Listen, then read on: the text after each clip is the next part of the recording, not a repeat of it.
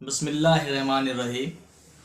Rabbi इश्रह ली सदरी व यस्सिर ली अमरी वाहलुल उक़दतम मिन लिसानी यफ़क़हू क़ौली।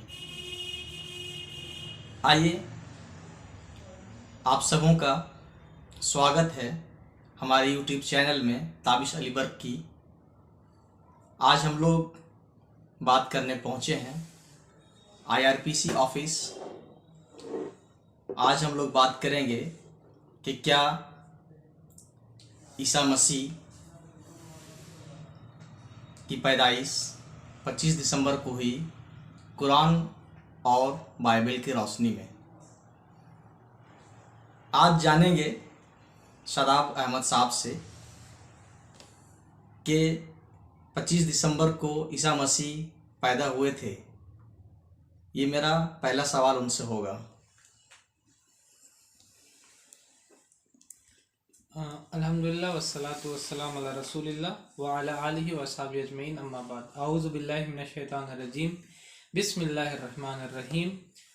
व इज़ क़ालतिल मलाइकतु या मरियमु इन्नल्लाह अस्तफ़ाकी वत्तहरकी वस्तफ़ाकी अला निसाइल आलमीन।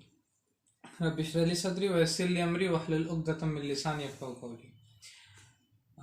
जीसस क्राइस्ट की पैदाइश के बारे में, जैसे कि ताबिश भाई ने ये सवाल किया हमसे कि जीसस क्राइस्ट कब पैदा हुए, तो पैदाइश के बारे में तो कुरान और बाइबल दोनों ही मेंशन है। कुरान में भी मेंशन है, सूरह आल इमरान सूरह नंबर 3 आयत नंबर 42 में।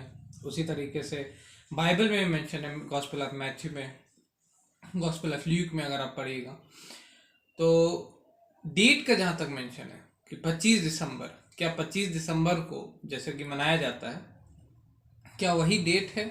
तो डेट कहीं भी मेंशन नहीं है, बाइबल में भी मेंशन नहीं है और उसी तरीके से कुरान में भी मेंशन नहीं है। कोई भी ऐसा मेंशन नहीं आता कोई भी वर्ष में बाइबल का या कोई भी लाइन आयत कुरान का कि उनका डेट जो था वो 25 दिसंबर था। लेकिन अगर हम ध्यान दें तो क्योंकि फिलिस्तीन या बेथलेहम जहाँ वो पैदा हो रहे हैं वो नॉर्दर्न हेमिस्फीयर में पड़ता है और नॉर्दर्न हेमिस्फीयर जो रहता है वहाँ पर 25 दिसंबर को, जैसे कि इंडिया में भी ठंडा रहता है, ठंड के मौसम रहती है। तो अगर हम देखें तो 25 दिसंबर बहुत ज़्यादा ठंड का मौसम रहता है फिलिस्तीन में भी, नॉर्दर्न हेमिस्फीयर में। तो गॉस्पेल ऑफ ल्यूक अगर आप पढ़िएगा बाइबल में, चैप्टर नंबर 2 वर्स नंबर 8, तो उसमें लिखा हुआ कि the shepherds were outside in the field with their flocks, कि जो चरवाहे थे वो लोग फील्ड में थे, मतलब कि वो लोग बाहर खेत में या अपने फील्ड में जाके फ्लॉक्स के साथ, यानी कि अपने रेवड़ के साथ, अपने बकरी भेड़ वो सब के साथ वो फील्ड में थे। तो 25 दिसंबर को कोई भी चरवाहा इतने ठंड के मौसम में बाहर में नहीं रहेगा अगर ठंड का मौसम रहेगा। तो इसलिए बाइबल के हिसाब से वो मेंशन कर रहा है कि वो 25 दिसंबर नहीं। उसी तरीके से कुरान में भी आप पढ़िएगा तो सूरह मरियम में आता है कि मरियम अलैहिस्सलाम जो है वो, उनको बोला जाता है कि एक खजूर के पेड़ के पास वो बच्चा पैदा होता है, यानी कि ईसा अलैहिस्सलाम, और उनको बोला जाता है इस खजूर के पेड़ के तने को हिलाओ ताकि खजूर, जो ताज़ा खजूर है, वो तुम्हारे ऊपर गिरेगा और फिर तुम उसको खा सकती हो। तो वो भी सीज़न जो है वो भी ठंडे का नहीं रहता है। कुरान के हिसाब से भी ठंड का मौसम नहीं जब जीसस पैदा हो रहे, बाइबल के हिसाब से भी।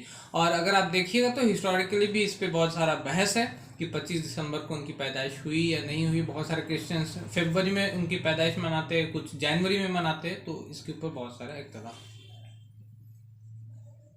जी, मेरा दूसरा क्वेश्चन शादाब भाई से ये होगा कि ईसा मसीह बगैर बाप के पैदा हुए, इस तरह का कोई एविडेंस या कोई दलील कुरान और हदीस से मिलती है तो वो आप बताएं। ईसा अलैहिस्सलाम बिना किसी बाप के पैदा हुए, मतलब कि दुनियावी कोई भी उनका वालिद नहीं थे, तो ये एक चमत्कार के तौर पे, यानी कि मौजज़ा के तौर पे पैदा हुए। इसके बारे में कुरान में मेंशन है, आपका सूरह आल इमरान है, सूरह नंबर 3 आयत नंबर 42 से 48 आप पढ़िएगा।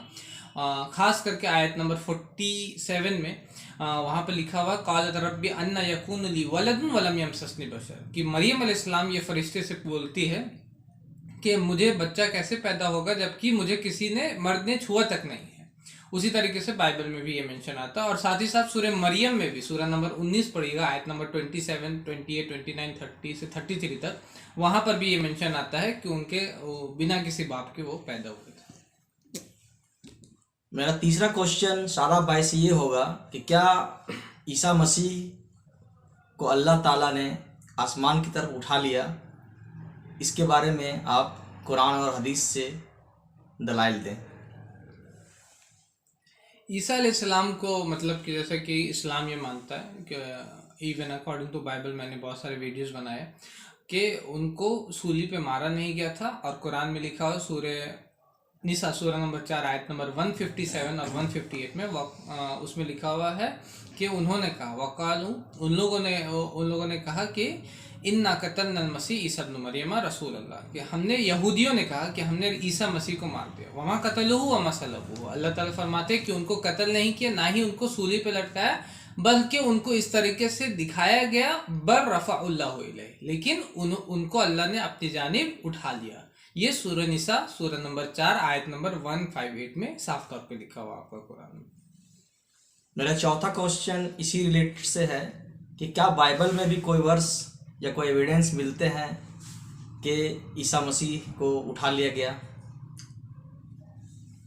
बाइबल में अगर आप देखिएगा, बाइबल में एविडेंस, तो उसके बारे में अगर हम लोग डिस्कस कर सकते हैं कि क्या उनको सूली पे मारा गया या सूली पे क्या उनकी जान गई।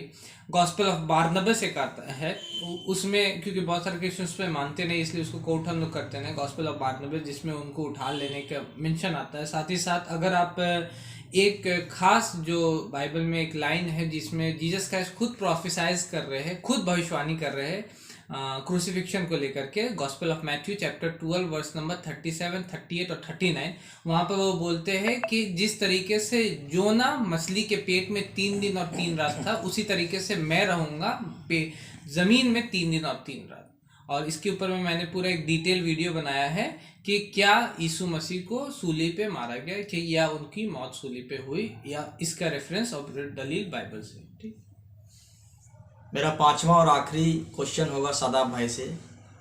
ईसा मसीह ने मोहम्मद सल्लल्लाहु अलैहि वसल्लम के बारे में जो बातें कही हैं या जो भविष्यवाणियाँ की हैं, उनके बारे में आप कुछ बताएं। ईसा अलैहिस्सलाम ने मोहम्मद सल्लल्लाहु अलैहि वसल्लम के बारे में जो भविष्यवाणियाँ किया है, उसके बारे में कुरान में आता है सूरह सफ सूरह नंबर 61 आयत नंबर 6 में, क्या उसमें अल्लाह ताला फरमाते वइज़ क़ाल ईसा इब्न मरियम या बनी इसराइल इन्नी रसूलुल्लाहि इलैकुम मुसद्दिक़न लिमा बैना यदैया मिनत तौरात व मुबश्शिरन बिरसूलिन याती मिन बाद इस्मुहु अहमद, कि ईसा अलैहिस्सलाम ये बोलते हैं अपनी कौम से, ए बनी इसराइल, मैं तुम्हारे तरफ एक रसूल बना के भेजा गया हूँ, तस्दीक करता हूँ तौरात की और बशारत देता हूँ एक नबी की जो मेरे बाद आएगा, जिसका नाम होगा अहमद।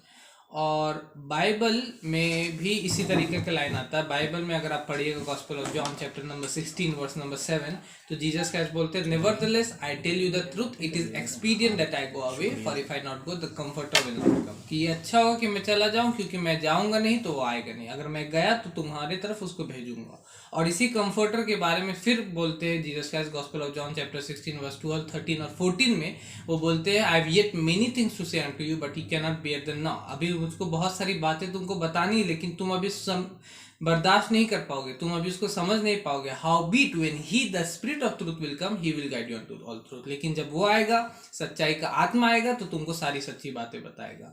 तो ये भविष्यवाणी, ये प्रोफेसी हम मानते हैं कि ये जो बाइबल में है Gospel of John chapter 16 verse 7, 16 verse 12, 13, 14, ये प्रोफेसाइज कर रहा है मोहम्मद सल्लल्लाहु अलैहि वसल्लम के बारे में, और ये प्रोफेसाइज जीसस क्राइस्ट कर रहे हैं कि एक लास्ट प्रॉफिट के बारे में, मोहम्मद सल्लल्लाहु अलैहि वसल्लम के बारे में। इसी बातचीत को अब इस छोटे से इंटरव्यू को ख़त्म करते हैं इस बात से कि मैं शादाब अहमद साहब को बहुत बहुत थैंक्स करता हूँ, उन्होंने अपना इंटरव्यू दिया जीसस क्राइस्ट पे, और मैं उनका शुक्रिया अदा करता हूँ।